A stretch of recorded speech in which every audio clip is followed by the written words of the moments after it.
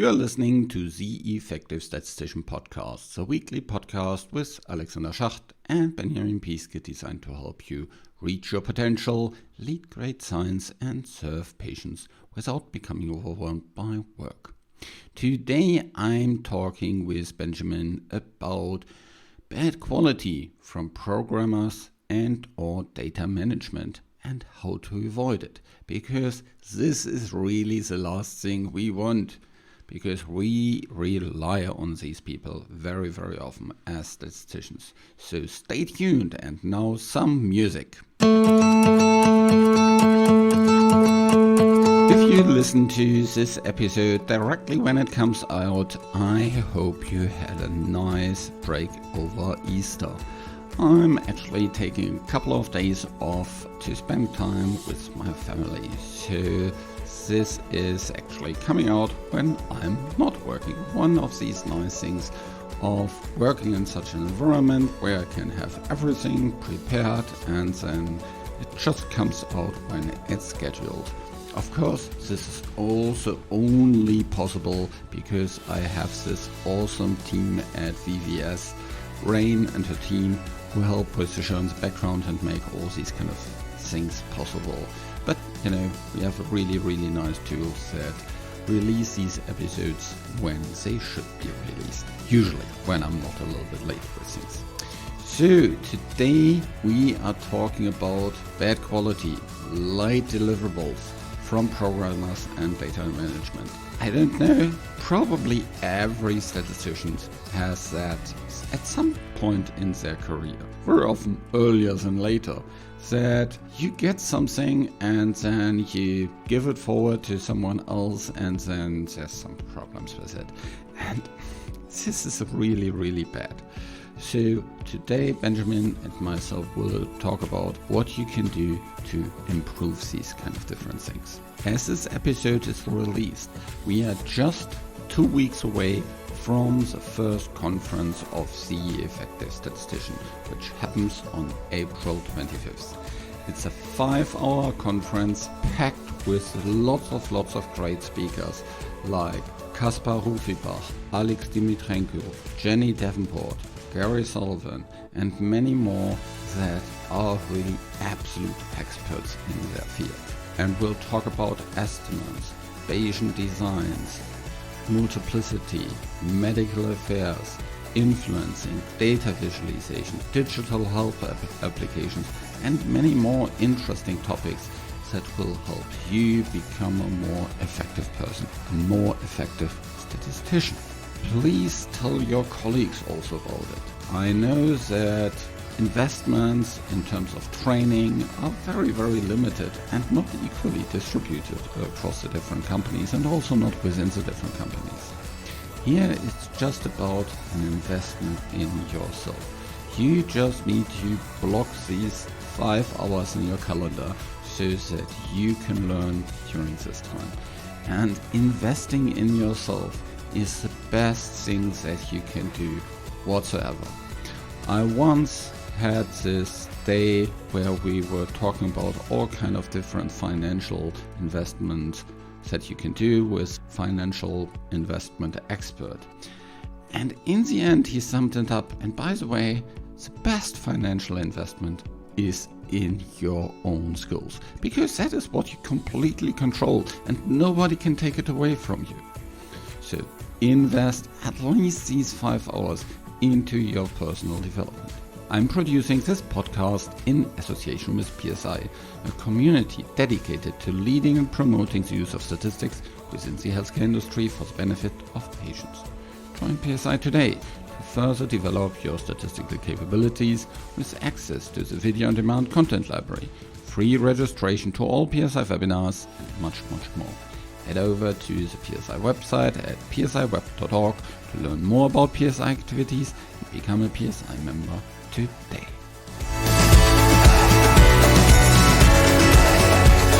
Welcome to another episode of the Effective Statistician, and I'm really happy I'm talking with Benjamin today. How are you doing? Thanks, Alex. Yeah, it's been a while, right? So last time I think we canceled the last meeting, and today it's really like an interesting topic, and it's already winter in Germany, so it must have been a long time ago we spoke last time. Yeah, it's the topic today is something that is coming up quite a lot. Yes. So whenever there's two functions working together and there's handovers and these kind of things, there's always tension. Yeah, about quality. It's when we hand over tables to medical writing or to physicians and they need to work with it and they're not happy with it, then that creates tension on that side. But of course, there's also the people that deliver stuff to us, like data management and programming. And now, things can go south there as well. Yeah, I mean, it's statisticians usually feel like being the end in the line, right? We actually deliver the results. So, meaning that anything that comes before, so anything that has been processed, the data or whatever, is if everything goes well, it's fine. If it comes late, who's having the trouble to deliver? It's the statistician. So that's why I realized I had this quite often in my career that there was quite a bit of, as you said, tension, misunderstanding, let's put it this way, miscommunication, and especially really fighting then at the end if it's getting late and there's a timeline to deliver for, and there's not much on flexibility that we usually have at this time. Yeah, and then it's very often the finger pointing and the blame game starts and these kind of things, which are all situations you don't want to end up in. Now, Benny, what are your kind of approaches to ensure that this doesn't happen? This is a difficult question. It's a long answer. First of all, if it's delivered in poor quality or if it's delivered too late, it is too late. So the most pragmatic or the best approach is really to avoid getting there. And what I'm trying to incorporate is, first of all, good communication. You shouldn't be surprised if there's something not going right. So there could be in data quality, could be that about dry runs, it could be about data checks or whatsoever that the statistician could do, or maybe at least in general have this performed before. For any delay, always keep on asking if everything is on track. And I know it doesn't have you. Sometimes you often get the response, yeah, everything is on track, and then actually last night before delivering, there's some problem coming up. So there's a lot of communication needed and mutual understanding. So in a way of our counterparts or like our partners, let's put it this way rather, they should understand why we in this content, like maybe good quality and delivery and time, to understand maybe our process, at least get a sense of how long does it actually take for us to perform our part of the work at the end. And on the other hand, it's good for us to understand what's going on their desks. So what are their concerns? What are their troubles in getting it done?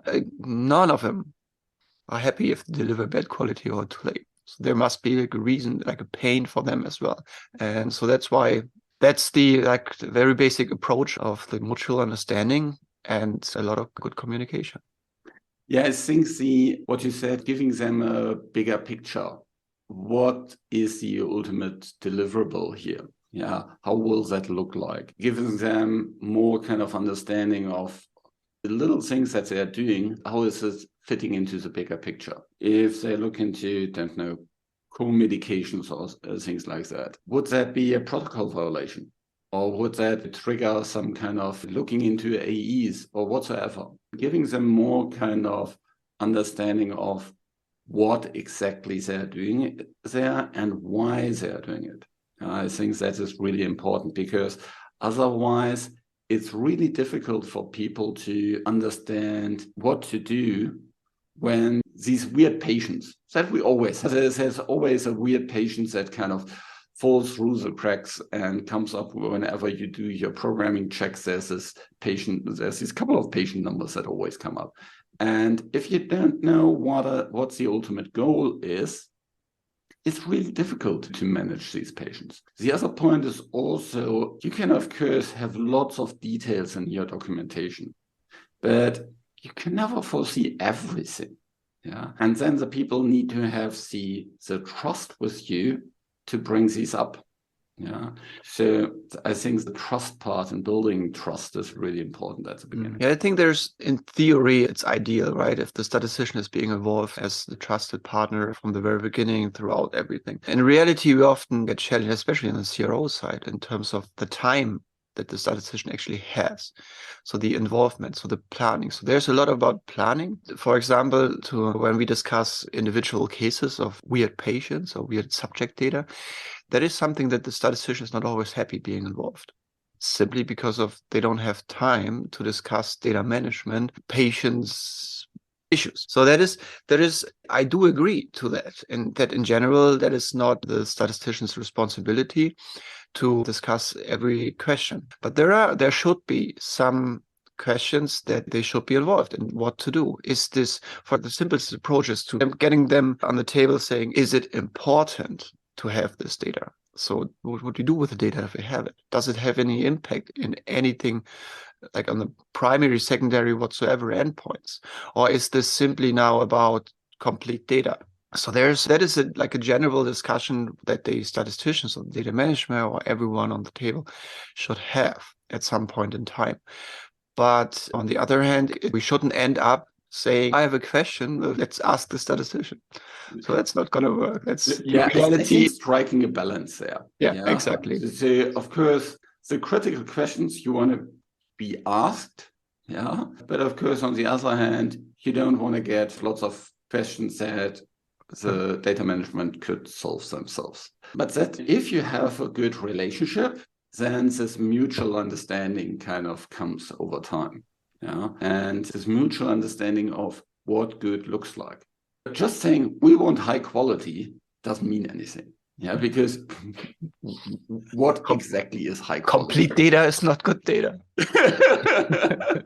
Yeah, no, that is absolutely true. And that loops back to the point of good planning and the good communication. So where we say really they need to be closely working together and understanding what is needed. And then you can definitely just check in on some data points saying, is this obviously priority of where should we start with? And you can teach or make them understand what actually goes into what endpoint, etc. So there's a lot of communication. But again, it's a bit of a balance between time and abilities. Yeah. The other balance is regarding process and people. Yeah, I think when over time things go south and there's this mistake and this mistake in the different companies, then people try to put more and more effort into more sophisticated processes, more checks. And I've seen that go so far that the statisticians check everything in the end. Yeah. And that's a wrong approach. I think you can only manage with processes to a certain point. You also need to involve the people side. And sometimes it's just more effective to pick up the phone or set up a meeting and talk to each other rather than to try to document everything somewhere, to the last detail and have everything kind of cross-checked. The other point in terms of cross-checking, I think, is ensuring just by checking, you don't transfer responsibility. Just because as a statistician, I checked something, it's not becomes my responsibility that everything is fine. The responsibility of delivering high quality data, the responsibility of delivering high quality tables, figures, and listings still stays with the programmers and the data managers. Yeah, just because you have checked something doesn't mean that no, it's your responsibility. Yeah, and also just to turn it around, we discussed this in earlier episodes, is that the responsibility of our interaction with, for example, medics, right? We do require, or we often experience that the more important people get, the less they actually look into the SCPs and the shells. Because they look into the shells because they don't have time, look into the shells once they are filled with numbers. And then they realize it's not telling me what I need to see. But so why wasn't this picked up when reviewing the SAP or the shells? Because they didn't spend time, or they didn't not enough, and not thoughtful enough. And that is exactly the same that when we turn it around and say, we get data management documents, for example, or for programming specifications, just saying, yes, that's fine, I trust you, it's a good thing. However, at the end, it's what they deliver to us. And if we don't spend the time to at least review, it's not everything, definitely not. But this is giving the framework of what we receive at the end. So we need to spend time, think it through, understand what they are going to discuss it if needed. So if you're understanding, if you feel your understanding isn't good enough, then discuss it, pick it up. And because this is how they need our support. And at the end, they would deliver something incorrect or maybe suboptimal if we don't spend the time now with them. Yeah, completely agree. Speaking about when things need to be reviewed, how much they get reviewed, what exactly gets reviewed, these kind of things. This is also mutual understanding of what will happen, and making time for that. I think that's a more and more important topic that I see all the time, that people are so much under pressure that, people have maybe are so much under pressure that they try to get into shortcuts. They say, I trust. I just review at a very high level. I trust you. But it's going back to my earlier point, is that we still need to find a balance in everything. And I strongly believe, and I see that this is, especially in the company I'm working now, that the leads, like the people that are responsible for their tasks as data management or especially a programming lead, they take their responsibilities, right? So the statistician is involved.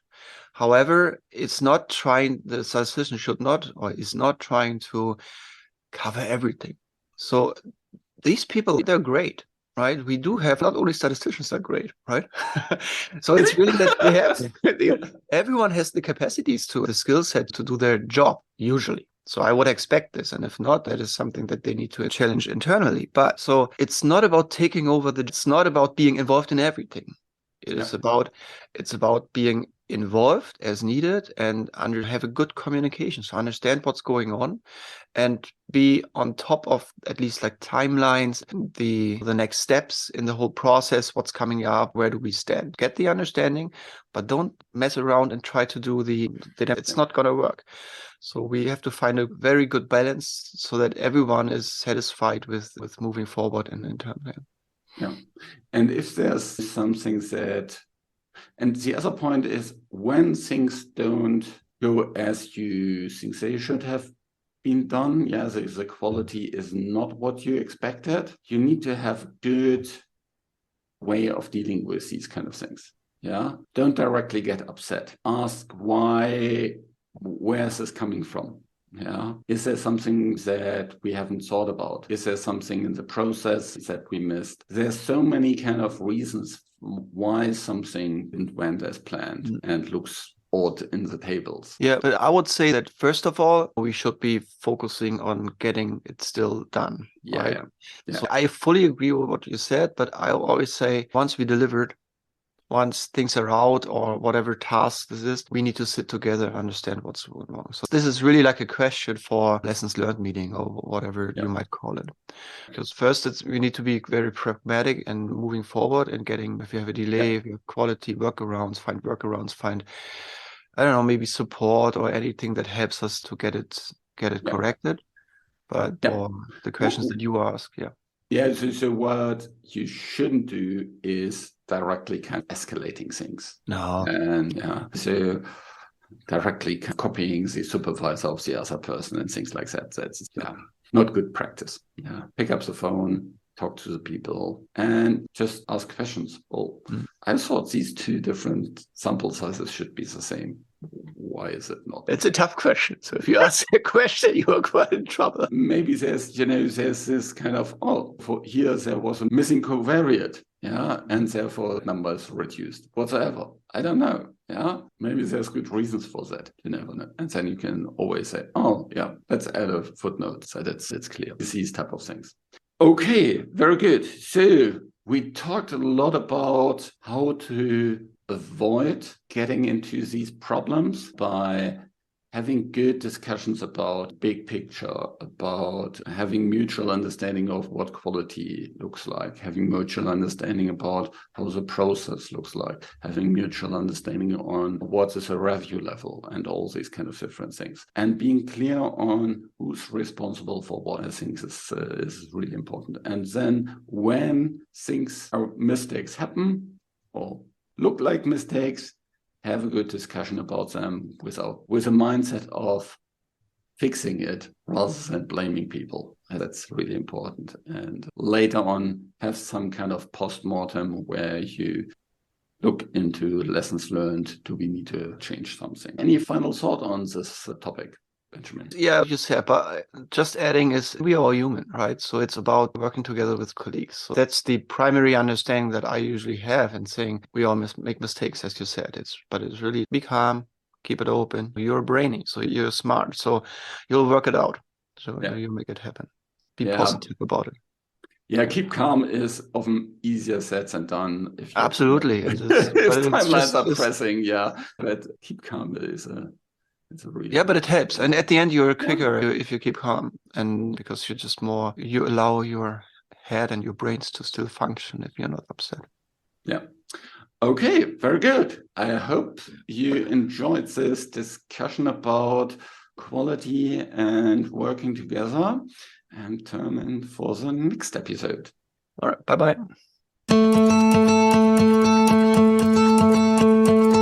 Have you already registered for the Effective Statistician Conference on April 25th? If yes, great. Tell your peers about it, tell your colleagues about it.